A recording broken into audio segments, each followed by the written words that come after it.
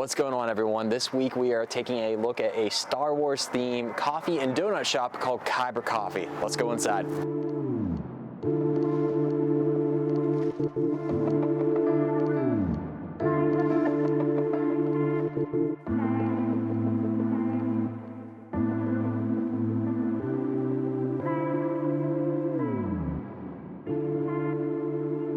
So, Kaibur Coffee. Hello. Yes. So how long you guys been in operation for? We started May of last year, Yeah, so the actual timeline on that. Okay. So why did you guys decide to take the plunge and own your own coffee shop? Been managing other people's forever. Okay. It's always been a dream of both of us. All right. You know, I said once we bought a house, we could have that, and then we can start looking for a coffee shop. We bought the house a little over a year before we started looking for a coffee shop. So. I moved here 10 years ago, 9.5. And my goal was to own a coffee shop before I was 40. Okay. I'm 39. Hey. Not a day late. Yeah. But yeah, we were looking into either starting our own coffee shop or, places to buy, stuff like that. And while we were looking at another place, we saw this place was for sale. Yeah. We like the whole punk rock vibe. So we're here to focus specifically on the donuts.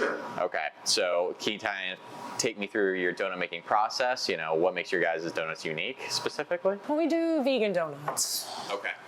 So there's no animal byproduct in any of it. We're very careful with our allergen control with that stuff. I don't know, they're really good. And what makes a vegan donut So what is normally an animal byproduct in a normal donut? Usually you're going to run into some dairy in donuts. Usually there's a rise with some yeast and some milk. Okay. Preferably cow milk, but I'm sure like goat milk would be good too.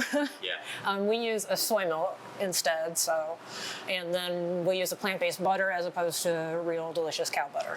Okay, so any challenges with that, particularly with like your recipe? Like, did it take you a while to craft the recipe? We started using the recipe that they had been using previously. Okay. I've kind of fine-tuned it a little bit to get rises a little bit more even, and I'm much more of a exacting person in that regard, just my training through the years. So I think that it's like you were saying earlier, we just kind of tightened things up a little bit around here. We just try to make things a little more streamlined, a little bit more even across the board. Yeah. So she has lots of fun ideas for the donut flavors. Yeah, can you go into that a little bit more with the donut flavors? Well, today we're going to do, I made a lavender sugar this morning. I'm in the process of we're going to do a chocolate with some really good chocolate powder. I've got a little bit of vanilla in there and just a little bit of salt too, because you need all those flavor combos, some sprinkles on top, because who doesn't like sprinkles?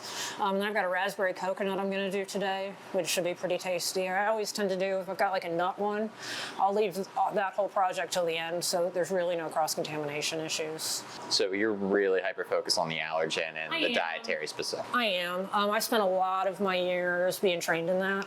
And I specialized in it for a couple of years. So it's really in the forefront of my mind. So. Well, one of the things I liked about this place when we were looking at it was it's not like just vegan food. Yeah. So we always say it's a good place to come if you have a vegan friend. So they can, when I was vegan, I was really, I didn't enjoy dragging people to restaurants, so they were like, there's no meat, So it's nice that, you can get a real bacon, egg, and cheese, you can get a vegan bacon, egg, and cheese, like variations upon each. We do the vegan donuts. We buy gluten-free vegan donuts from a local bakery, Wild Rise. And that way, those are made in a dedicated gluten-free kitchen. If there's someone that feels like they're missing out on the vegan donut, there you go. They can do that. But you get a lot of customers that are just like not vegan, but they can't have dairy, right. Or they're vegetarian. So it's like nice to have like you can get real egg, real cheese, and vegan bacon. Yeah. Or you can get the whole vegan sandwich and stuff like that. No, I love that. A place to bring your vegan friend to. Yeah. That's one of my favorite hashtags on Instagram to use is bring your vegan friend. You know what I mean? Because it's just a fun little thing to say. What was it during? We were doing a little business class or something. It was like the place to go if you have a vegan in tow. I want to talk a little bit more about the flavors. So, like, how do you come up with them? Is it the cake base? Is it just icing that changes the flavor? Can you tell me a little bit about the process? A little bit.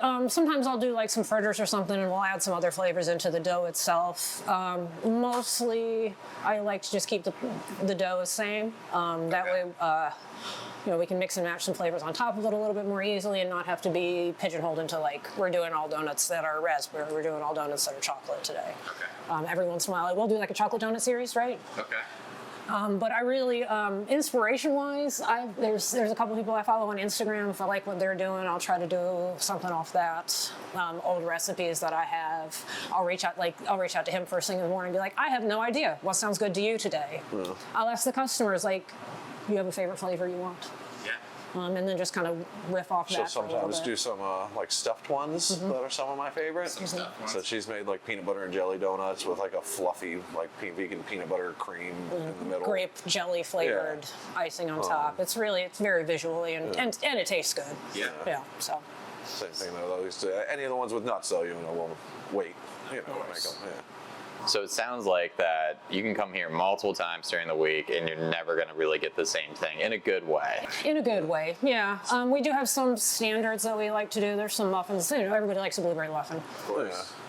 But I like a nice plain vanilla glazed donut. Yeah. If it happens that I'm in charge of making donuts for some reason, I like to do I'll do vanilla glazed, cinnamon sugar, and like blueberry sprinkle. Just keep standard it to the classics. flavors, but everybody loves them. Yeah. So depending on what's on the menu, you can kind of determine who was in charge of donuts for that day. Yeah, well, and also her donuts look like nice circles, and mine have thumbprints in them. I try, but They just add character to them. Yeah. But we do the Well, donuts. that's the fun part, the character that they are. They're not going to all be exactly the same shape. The icing's going to be a little bit different on all of them. Yeah. It's fun. We'll do them Friday, Saturday, and Sundays. The donuts.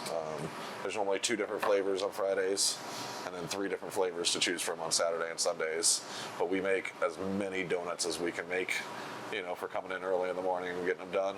So like we'll sell out between 11 and 12. A lot of the times. I think last Saturday we sold out by 10. It was like 10:05. Yeah, but last Saturday was crazy. So on the weekends, you got to be in before 11, confidently before 10. Yeah. We do have some online ordering available as well off our website. We have that staggered a little bit. We do prefer to deal with in-house people. Yeah. No offense to the online. I love it, but, I like human Yeah. interactions. Once we get busy inside, we normally cut the online ordering off. Yeah. So it's like early in the morning, people will get their donut orders in, and then once we get a line out the door, we'll normally. Like I said, we're a tiny place. We do the best we can, but we want our employees to like their driving job. ourselves crazy. Yeah.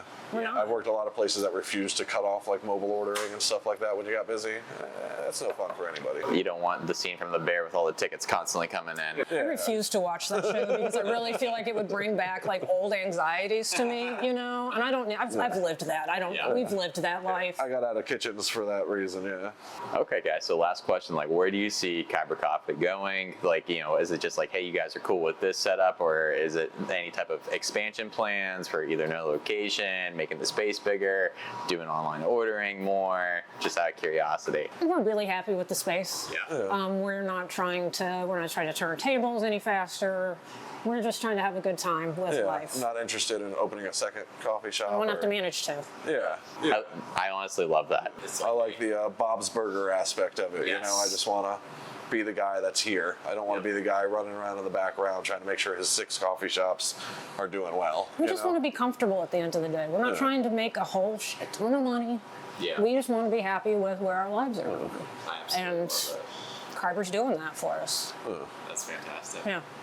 We did just kind of take over what the previous owner was doing. Like I said, we kind of tightened up some things. We switched out some stuff here and there for other things. But I think, once we get, we've kind of proven ourselves as owners to the customer base. And to ourselves. Yeah. But we might want to try to like weave a little bit more of like our own personal, flavor into things, however that may look, But as for now, it's like I think the previous guy was doing a good job as far as menu setup and what he had going on. Like we're just just want to keep doing it. It's nice. It's nice being in this neighborhood.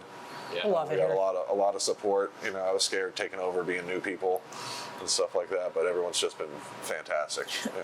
Yeah, I wanted to touch on that. Like being on Polish Hill, my personal family stomping grounds, was the community like receptive to new ownership? Because as you mentioned before, this place has been here for quite a while in one form or another. So everyone was great and whatnot. Yeah, no, Yeah, it was been very welcoming. Yeah, The whole community. You know, I've seen like one or two grumbles